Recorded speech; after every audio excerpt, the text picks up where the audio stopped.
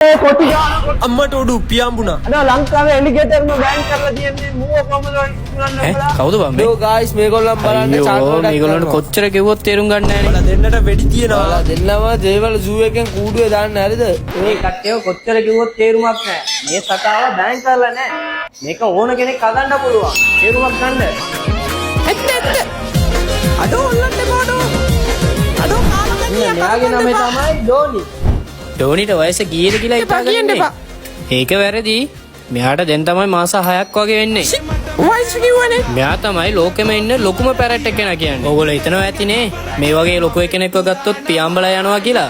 මෙයාව ඇවිල්ලා හෑන්ඩම් කරලා තින්නේ. මෙයාව ඕනම පරිසරයකින් ඕනම තැනකට මේ වගේ අරන් යන්න පුළුවන්. ඒ විදිහෙම මේගොල්ලෝ මාර ස්මාර්ට්. ඒ විදිහෙම තමයි මේගොල්ලන්ට ඕනම ලැන්ග්වේජ් එකක් උගන්වන්න පුළුවන්. ඒගොල්ලෝ ඒ විදිහෙම කතා කරයි.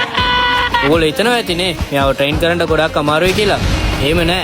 ඒගොල්ලන්ට ට්‍රේන් කරන්න ඕනම ඇක්සසරිස් තියෙනවා. ඒ වගේම බර්ඩ් කේජස් උයි ටොයිස් උත් තියෙනවා. ඒක තියාගෙන ඒගොල්ලෝ ස්ට්‍රෙස් කරන්නේ නැතුව ලස්සනට තියාගන්න පුළුවන්.